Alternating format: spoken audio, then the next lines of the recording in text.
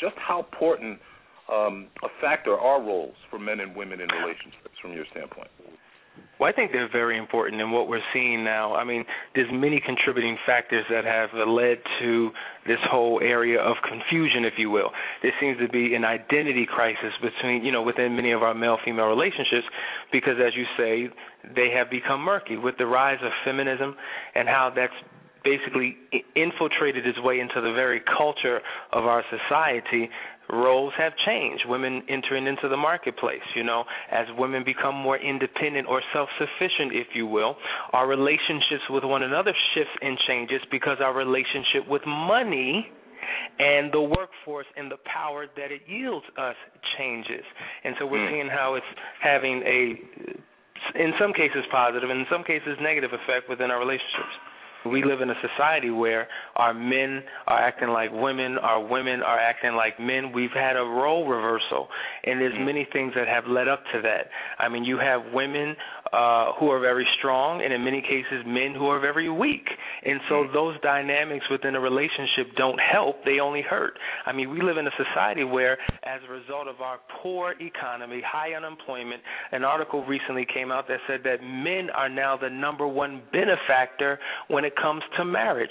So there was a time when women were the benefactor because men were the provider and they took care of the home. Well, that role has shifted now. And so, what African Americans have been going through for years, now the greater society is beginning to experience as well. So society changes, historical things that we have to acknowledge, gender dynamics, all of those things play into how we treat each other and what roles we play in these relationships. But unfortunately, a lot of men don't know what manhood is. If you're dealing with an alpha male, then that's one thing.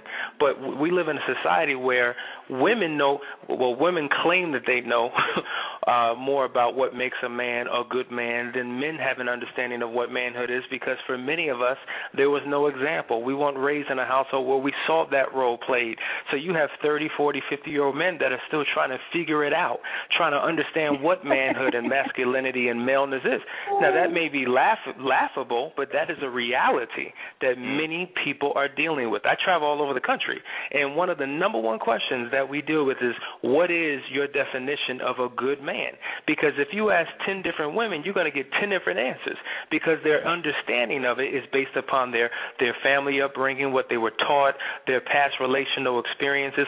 All of those things feed into their understanding of what good is in a man. Likewise, many men just don't know. So if I could jump on a statement, it doesn't matter what the family dynamics are, I disagree with that. I agree with her premise, but I disagree with that. I think ideally a father, a mother, husband and wife, children in the household, that is the most ideal situation, because the best gift that you could ever give your children is the relationship that you have with one another.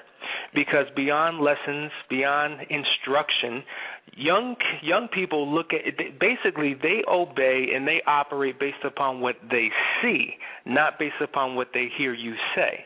And unfortunately, as parents, many of us have had a, do as I say, not as I do philosophy. Obviously, I'm not talking about this, sister, but we've had that type of philosophy, and it gets ignored by our children because they do what they see us do.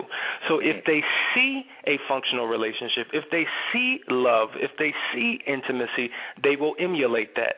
If they're just taught that, it's a harder thing to accomplish, though they can accomplish it, and many of them have. Now, going back to the whole independence thing, I agree with you 100%. There's a chapter in my book, Why We Hate Black Women and Why We Should Love Them, entitled Too Strong for Their Own Good. And I think that this whole independence thing has crippled relationships, and unfortunately, we've all fallen for it. And so you have society and media and music that perpetuates this whole strong black independent woman, but the reality of it is it's caused her more harm because, in essence, she's been too strong for her own good. When you look at the word independence, it means to be self-sufficient, self-reliant, self-governing, and separate. But to be dependent upon means to rely upon for support, to place trust or confidence in. So when a woman is committed and married to being independent within the realm of her relationship, what she's really saying is, I don't trust trust you. I can't rely on you. I can't depend on you. I'm going to be self-sufficient, self-determined, self-governing, and that's good as long as you are by yourself. But when you're in the realm of a relationship, independence should not come up in a man or a woman because it's counterproductive. And as you said, interdependence is what we're ultimately looking for.